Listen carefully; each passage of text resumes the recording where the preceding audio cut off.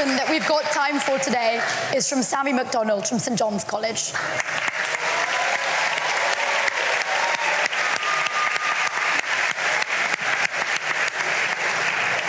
Good evening, Mr. Kirk. You've obviously devoted a lot of your life to electing, keeping in power Donald Trump, and you did so partly because you said Trump would put Americans first and take them out of foreign conflicts. Shall we see how that is going at the moment? Currently, Trump has just accepted a $400 million debt from Qatar, which we're assured is perfectly above board. Billions in arms are going to Saudi Arabia, which they're using to bomb and starve Yemeni children. Not sure how that's in the interest of the United States, but it might be in the interest of the $5.5 billion deal his failed sons are receiving. At the same time, this great president of peace has greenlit mass killings not just in Yemen, but in Gaza, where he greenlit an invasion called Operation Gideon's Chariot with the express aim of wiping out the Gazan population. You promised to put America first. Haven't you and your ilk sold America out?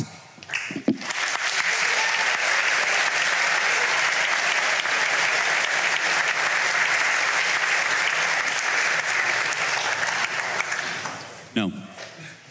Well, I'm glad you have great intellectual substance and can answer. Because it's all the culture wars for you, isn't it? The second someone actually tells you what you're doing, which is bread. Can you calm down a little bit? Like, just a little bit? Pounding the table, you're all over the place. No. You want me to go piece by piece? Or would you like me to talk slower? I think you can... Number one, Donald Trump is convening a peace deal between Russia and Ukraine. Joe Biden gave them armaments. That's going well, isn't it? It's going well. Can you not interrupt me? Well. I allowed you to talk uninterrupted. You're famous for not interrupting. Yeah, I haven't interrupted a single person here today. Can I speak uninterrupted, actually? Okay. He is convening a peace deal between Russia and Ukraine. I believe we will see an end to that war. Number two, he's actually talking to Iran and discouraging Israel to strike the interior of Iran and has stopped many other international countries to do the same. Number three, can you give him credit for ending the Indian-Pakistan war? Both of them said he didn't do that. Well, hold on a second. Let's go back. No, that's important. Russia, Ukraine. Hold on, that's important. Can I speak now? Yes, but the Indian-Pakistan thing, you got to go deeper than that. Let's go in order. Is a peace summit where the main person in question, Russia, doesn't show up, is that a success, Mr. Kirk? I'm not even sure. I'm not even sure. Not a success? Well, again, these are ongoing negotiations, and it's a lot better than when your Prime Minister, Boris Johnson, went alongside our Secretary of State, Tony Blinken, to Istanbul and unnecessarily blew up a potential Russian peace deal, which has resulted in hundreds of thousands of dead Ukrainians, one of the great unnecessary wars of the modern era. Donald Trump believes in conversation and police through strength. He has been president for well over 120 to 130 days, and he has already ended a war between two nuclear conflicts of India-Pakistan. He has secured our own U.S. southern border while we were being invaded by foreign powers. And thirdly, he is brokering a potential settlement with Iran that will prevent a major escalation in the Middle East. And finally, it is very difficult, but I believe they'll get it done, that we'll finally see an end to the Russian-Ukrainian war. I'm just going to disregard the enormous lies you just put out there about Russia and Ukraine. Okay. But do you really think leverage negotiations work if you cut off all your leverage and scream at one party in the Oval Office? Don't you think that has just emboldened Russia? Because look at the approach. Putin thinks so much of your glorious president, he can't even be asked to show up. You have elected, or help elect, somebody who is at best an idiot and at worst is deeply corrupt. Okay, again, so Trump and Putin had a 2-hour phone call today. You'll acknowledge that's a good thing. The pursuit of peace can sometimes be a winding road, and it's a lot better than sending hundreds of billions of dollars further into the killing fields of eastern Ukraine, something that tragically both the UK government and the US government has been unnecessarily supporting for a couple of years. President Trump wants to see a brokerage, an ending of this settlement. I pray we can get it. It's very complicated because of the mess that Joe Biden left, which was an active kinetic war with a nuclear power sending American-made missiles into the interior of Russia. So President Trump has already ended a war. He's ended an invasion. He's only 130 days into this. And I believe, we do not know. At this point, we are merely speculating, which I think we should not spend our time doing that, because eventually one of us will be right. I believe we'll be right, and I believe we'll see an end to this war. Can we just talk about $100 billion's worth of weapons? Because you dodged my question on what was going on in the Middle East, where Trump has just signed enormous arms contracts with Saudi Arabia and with Qatar. And I noticed you ignored the fact that this might have had anything to do with the blatant corruption going on through the Trump coin and going on through giving the very competent sons of Donald Trump, billions of investment from Saudi Arabia and Qatar.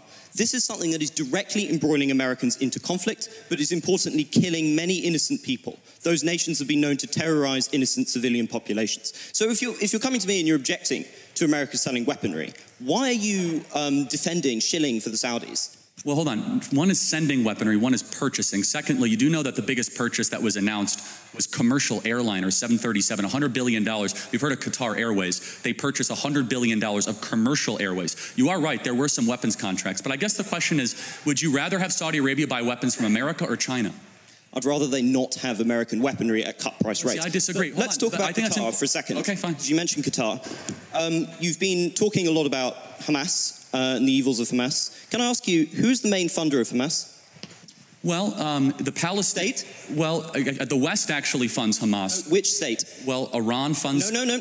Also, where are the Hamas leaders? And also Qatar funds Hamas. It is a combination of international relief organizations. Is this a state we should have a $400 million jet with the President of the United States on it? Hold on. First of all, it was not given to him personally. I understand the optics of it, but it was not given to him personally. It was given to the U.S. government, and under that standard, no U.S. government should ever receive any gifts from any foreign countries whatsoever. It's not given to him personally, and not a violation of the. And why is he trying to transfer it to his personal library? He is actually okay. Again, he sent out a statement. This is way too in the weeds. If you want to keep on going, we can. It's not in the weeds. It's a fundamental moral principle. Okay, so under that fundamental moral principle, then, can you acknowledge, though, that President Trump is getting more done in a less period of time than any president we've seen, while our prior president did not even know what year he got elected?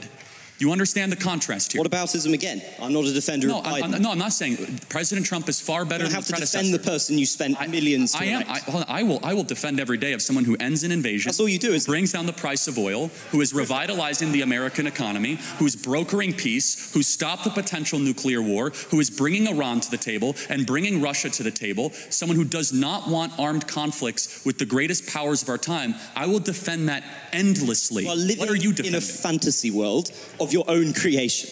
So it's quite hard to engage with. But then disprove it. But let's check on how Trump is doing in terms of diplomacy.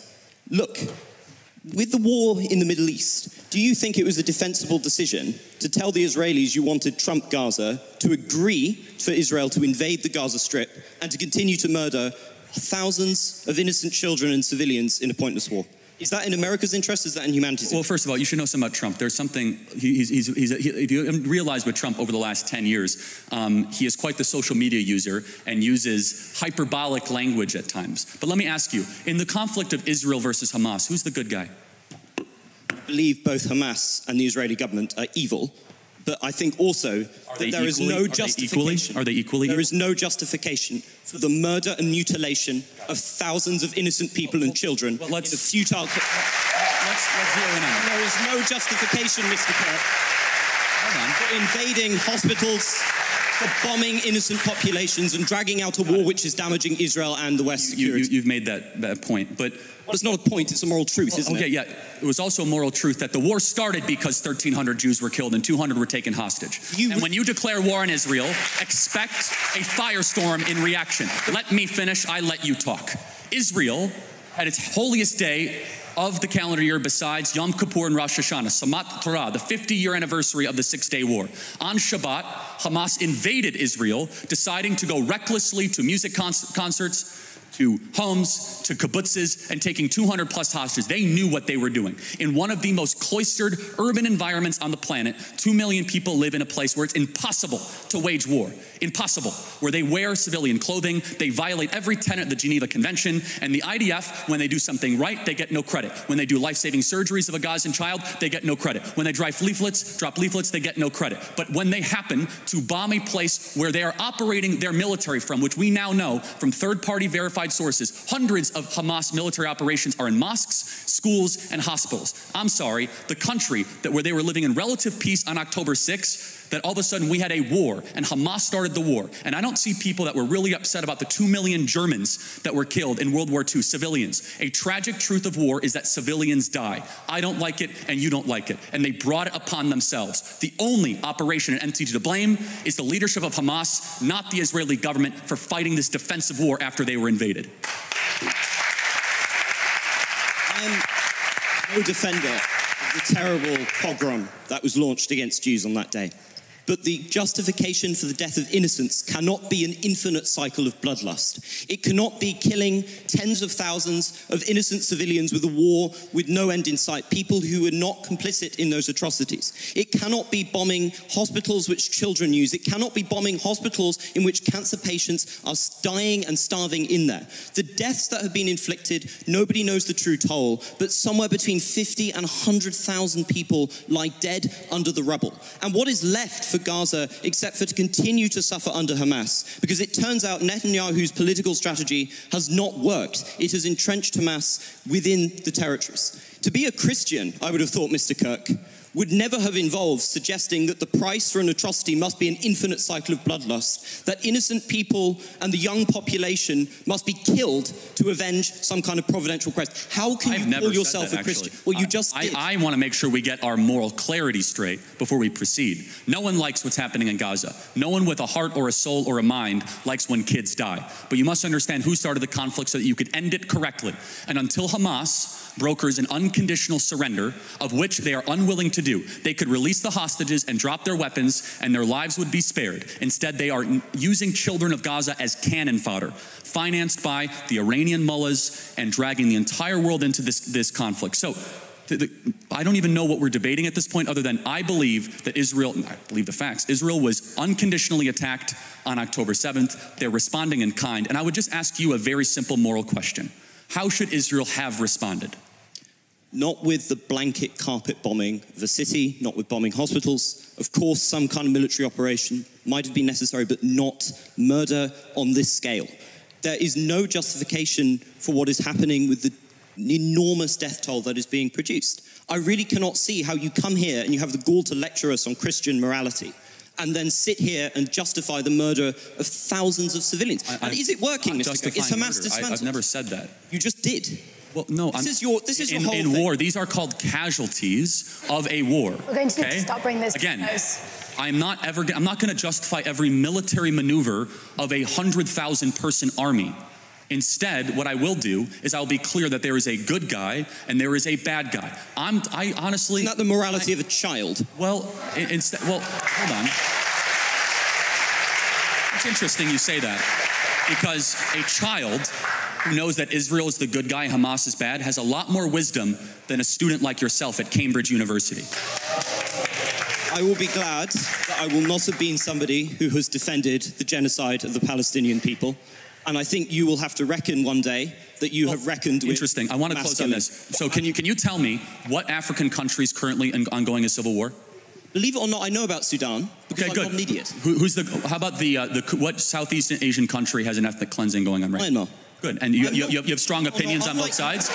Unlike you, I take an effort to be informed about foreign policy and to come to conclusions. You are a culture warrior. I believe when everything is done, Mr. Kirk, people will see you and the people you supported as corrupt, as selling the country out to the lowest bidder, and of doing irreparable damage to a country I'm sure we all deep down love. The difference, you will have to reckon with that. Difference Mr. Kirk. Is when...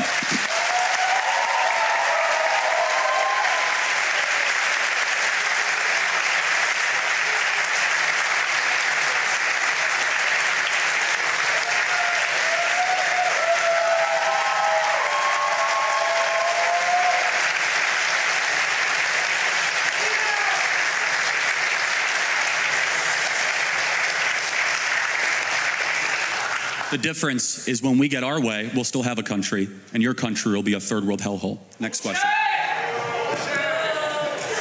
Thank you. That's all we've got time for today. Mr. Kirk has another engagement, so we're going to walk out of the chamber. Questions with the students or no? I'm fine with it if you want. I don't care. No, I think this is all we've got time for today. You guys are easy.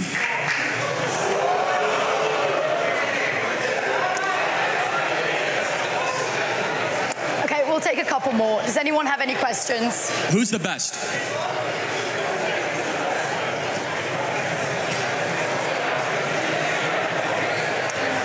Over there.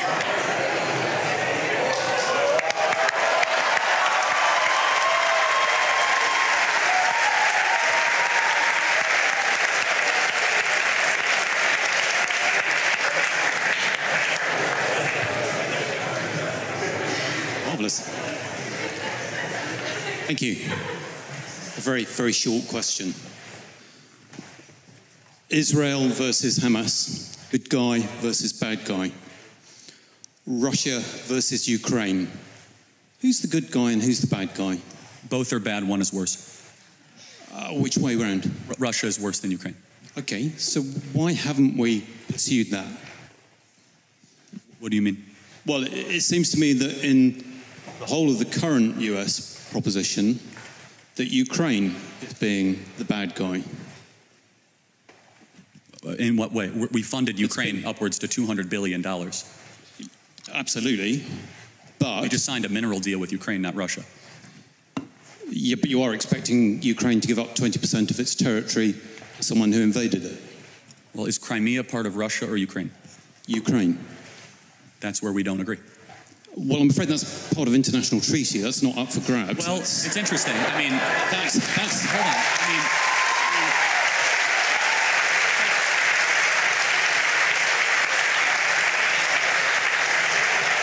even Zelensky has said he's willing to give up Ukraine. No.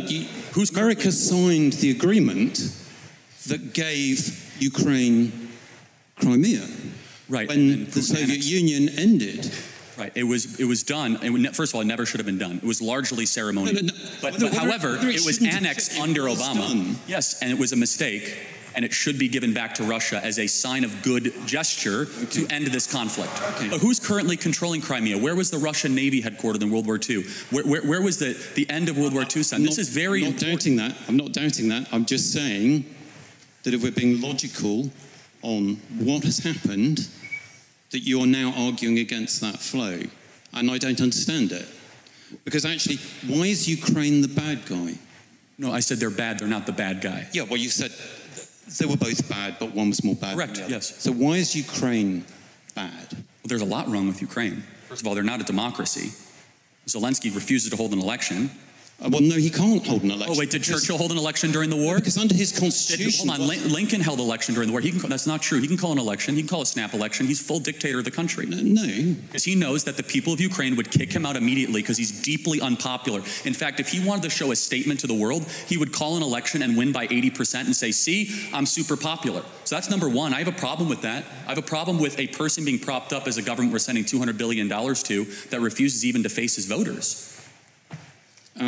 Okay, I can't agree with you factually on that at all. Okay. I mean, constitutionally, Ukraine is not able to hold an election because it's under military law at the moment, and that's just a matter of fact. Again, he can, as a prime minister or president, he can do whatever he wants. He can't. Okay, right, we're going to just go back and sign an executive order and change their constitution. Okay. Neither can the American president either, so hopefully there's a bit of...